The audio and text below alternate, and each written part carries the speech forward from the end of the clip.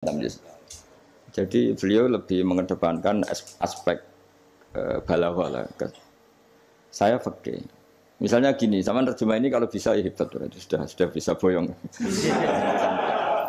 Misalnya az-zani la yankihu illa zaniatan aw itu ayat hukum apa ayat faktual?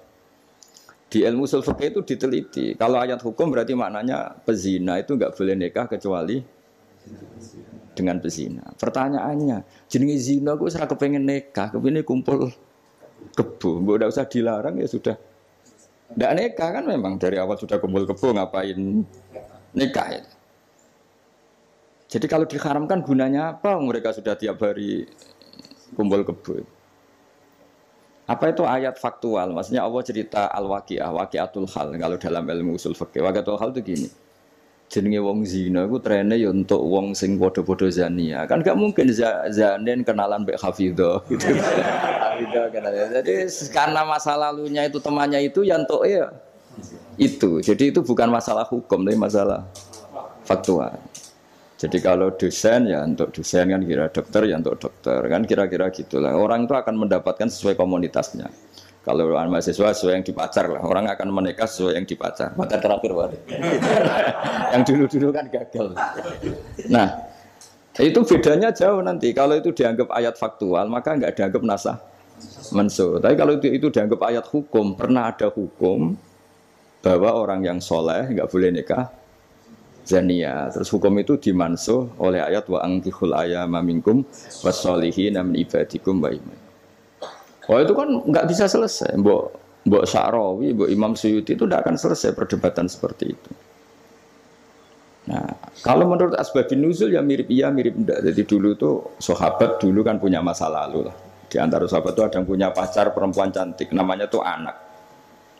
Ketika dia sudah Islam, sudah baik, masih kangen sama pacar lamanya. Pacarnya itu di Mekah. Ketika Fatu Mekah ingat lagi. Jadi kayak mantane sampean terus rondo nilai meneh. Ini manusiawi sekali. Terus walhasil terus tanya, ya Rasulullah kalau saya nikah anak boleh ndak? Tapi dia masih begitu, maksudnya masih profesinya masih seperti itu, masih PSK lah kira-kira gitu. Kira-kira baghiyah kalau dalam bahasa Arab itu baghiyah. Terus karena si cowoknya ini sudah afif, sudah soleh, sama Quran dilarang, jangan. Kamu orang soleh kok nikah sama yang seperti itu. Nah, larangan ini tuh larangan hukum, apa larangan sosial, apa larangan etika, itu perdebatannya ulama usul fikih. Kalau larangan hukum, itu jelas keliru. Kelirunya justru Islam tuh ingin yang zania tuh nang nikah, dan statusnya zania itu hilang. Makanya Nabi itu punya sekian sisi unik karena beliau kadang ngendikan hukum, kadang ngendikan etika, kadang ngendikan tadi faktual, waqi'atul hal. Misalnya begini, ada seorang zania. Ini saya cerita aspek fikih. Zania sudah hamil, dinikahi orang lain. Ini harus melahirkan dulu apa enggak? Hampir semua ulama bilang enggak usah karena enggak perlu ada apa? Iddah. Untuk zania enggak perlu iddah karena iddah itu kan untuk nikah yang sah. Tapi suatu saat Nabi itu pernah ditanya, ya Rasulullah ada orang yang biasa kumpul kebo, lelaki dan perempuan bisa kumpul kebo, sekarang sudah nikah. Itu Nabi ngapresiasi dan beliau ngendikan, qad kharaja min sifahin ila nikahin. Ya baguslah sekarang yang tadi malam mungkin masih berstatus kumpul kebo, gara-gara nikah, sekarang kumpulnya sudah kumpul nikah. Jadi Nabi komentar, qad kharaja min sifahin ila nikahin. Dia sudah keluar dari tradisi kumpul kebo menjadi tradisi yang baik yaitu nikah. Hubungan intimnya sudah berstatus nikah.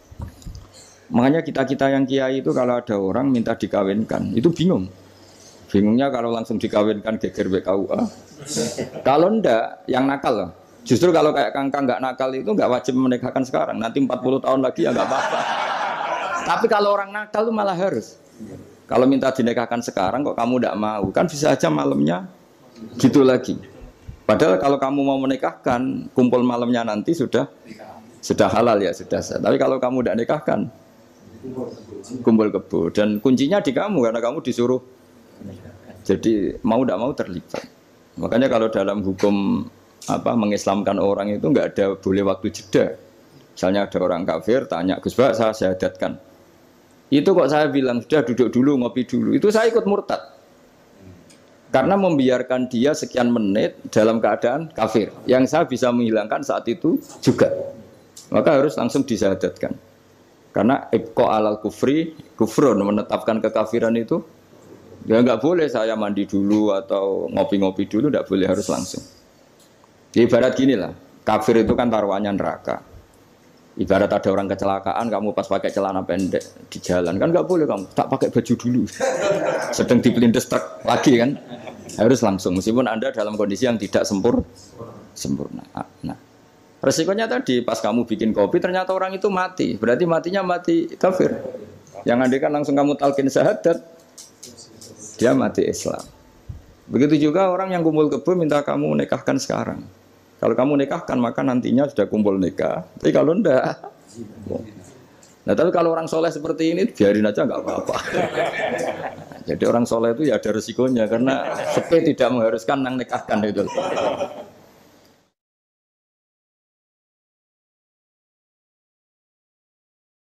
Nah, lagi kembali tadi azani la yankihu illa zaniatan aw musyrikah.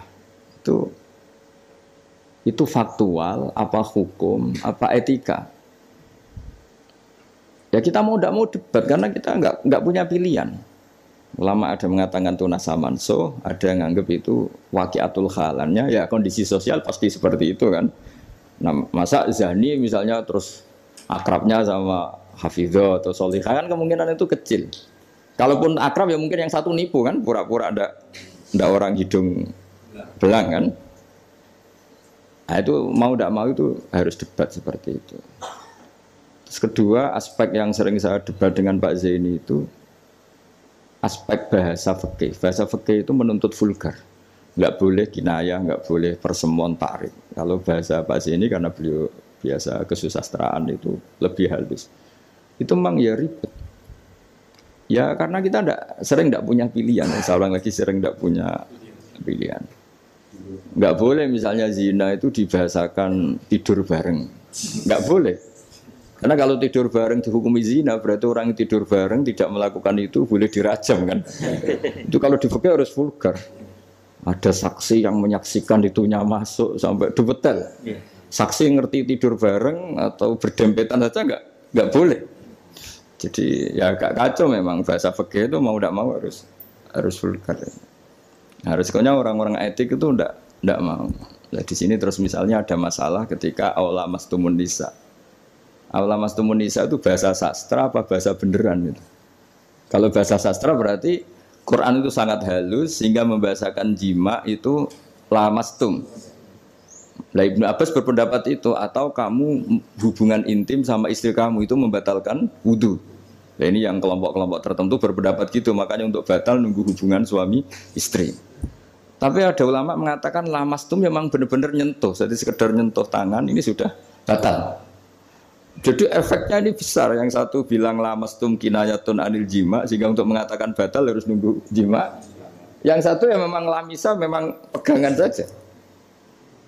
Nah, terus jadi dua kelompok mazhab itu. Jadi memang perdebatan memaknai Quran itu ya mau tidak mau. Cuma kalau sama-sama ahli kan masih ada ringnya. Nah, sekarang yang ribet itu mau Quran Raiso isane terjemah melok nafsi riwayat itu. Musibah itu. Itu musibah besar. Nah, karena Quran itu kalau bahasa itu diulang. Diulang ini supaya maknanya itu begitu. Kadang sama. Makanya kata Imam Ghazali, ngulang itu karena sama. Misalnya gini ya. Tak beri contoh ya.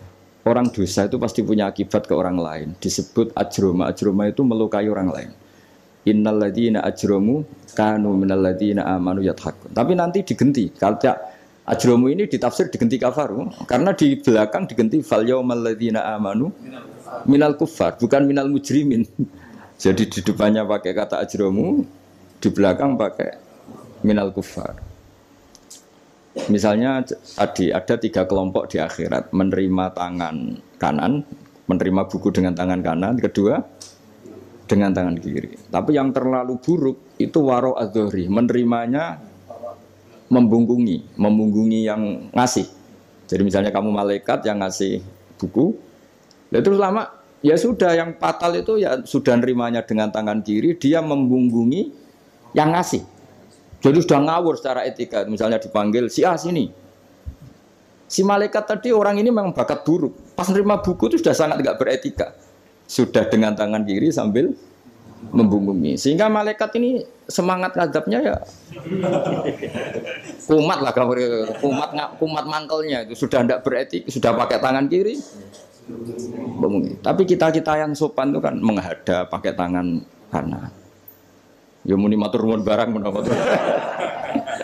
Sehingga terus jadi malaikat itu makanya semua nanti di akhirat. Nah, akhirnya kelompok itu hanya dua. Kanan dan kiri. Nah, kiri ini yang ekstrim sampai ya sudah kiri. Nah, itu kata Imam Ghazali, jangan kira ada kelompok tiga. Ya ada yang biyamini, bisimali, waro'a, dori gitu maksudnya. Jadi sering seperti itu. Jadi hanya dua tapi diredaksikan tiga. Begitu juga neraka misalnya. Neraka itu kiai kuno nak darani digelundungno ning neraka. Itu bahasa paling bener ya. Karena orang masuk neraka itu kan bayangannya Quran itu kan wajah Allah min bain itim satwa min khalfihim satan fakhsyarahum terus sampai saat terusnya fahum mukmahun. Mukmahun itu ditekuk. Nah itu sebagian Quran redaksekno yu'raful mujrimuna bisimahum fayukhadhu bin nawasi wal aqdam. Nawasi itu bathuk, aqdam itu delamaan. Jadi bathuknya ditekuk sampai nyium. Ya kiri ke kiri gambarannya itu gini, ditekuk gini, ininya diikat sampai kena kaki. Nah bentuknya sudah kayak bola, makanya wong kuno nak darani itu digelundungno ning neraka. Kamu tidak usah praktek, maksudnya ini jadi. Tapi gambarannya memang gini. Inna ja'alna fi a'naqihim aghlalan. Terus fahiya ilal asqan fahum mukmahun, ini di rantai dicancang dikenakan ini. Ya ini apa itu peragaan saja. Ya nanti enggak usah apa dipraktekkan. Nah karena bentuknya sudah gini, terus ya nah neraka itu bawah. Ya neraka itu kan posisinya bawah. Mulane darani munggah swarga karena surga itu naik. Digelundungno ning. Nah ini cerita kealimannya wali-wali dulu. Jadi membahasakan masuk neraka itu digelundungno. Karena posisi sudah kayak bola itu. Diikat dengan bentuk seperti itu kan. Nah, redaksi yang di Yasin yang tadi akhlalan fayya ila asqan fahum mukmahun itu ya sama dengan redaksi yang di surat Rahman yu'araful mujrimuna bisimahum fayukhadhu bin nawasi wal. Nah hal-hal seperti ini tuh ini sekaligus saya curhat ya ke Pak Rektor. Jadi memang tafsir itu nggak orang yang menguasai Quran karena lafadz, kalau bahasa kasarnya lafadz jebakannya banyak. Maka kata Imam Ghazali dalam Ulumul Quran fayadhunnu dzannun, orang mengira bahwa itu kelompok yang berbeda karena dengan redaksi yang padahal itu kelompok yang sama karena Quran itu balaghah, Quran itu adab. Ya tadi keahliannya Profesor Zaini di sisi ini itu tahu. Jadi memang ya seperti itulah nangani Quran. Sehingga dulu Imam Syafi'i ketika ditanya orang boleh tayamum itu kapan? Ya kalau tayamum karena tidak menemukan air di padang Sahara karena tidak ada air, sarannya nyari-nyari dulu. Nyari-nyari air ke sekelilingnya ya. Kalau ada kafilah ya tanya-tanya bawa air enggak, baru kalau enggak menemukan baru tayamum. Ketika ditanya mad dalil ala dalik, lalu dalilnya apa? Imam Syafi'i dengan enteng baca falam tajidumaan, kemudian kamu enggak menemukan air. La yuqalu liman lam yatlub lam yajid wa innama yuqalu lam ya'rif. Di mana-mana tidak menemukan itu ya sudah mencari, baru namanya tidak menemukan. Bagi yang belum pernah mencari tidak bisa dikatakan tidak menemukan. Jadi itu la yuqalu liman lam yatlub lam yajid. Bagi yang belum pernah mencari namanya tidak menemukan, tapi namanya tidak tahu. Nah, itu contoh-contoh ijtihad Qur'ani ya. Jadi ya lafadznya Quran hanya falam tajidumaan. Tapi namanya tidak menemukan berarti ada sabqit tolab. Mesti dimulai mencari.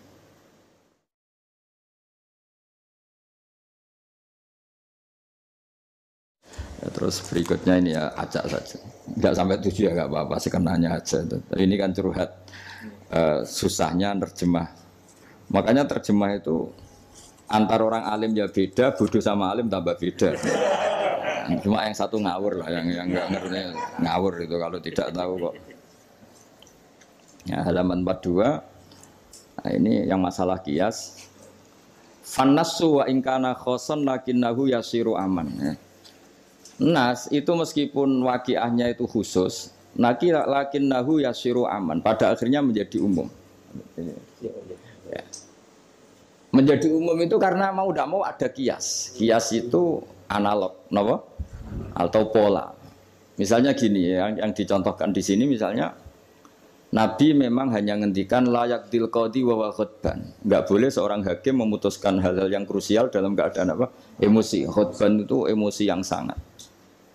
Lalu kiasnya apa? Rektor juga enggak boleh dalam keadaan emosi bikin keputusan. Kiai juga enggak boleh, suami juga enggak.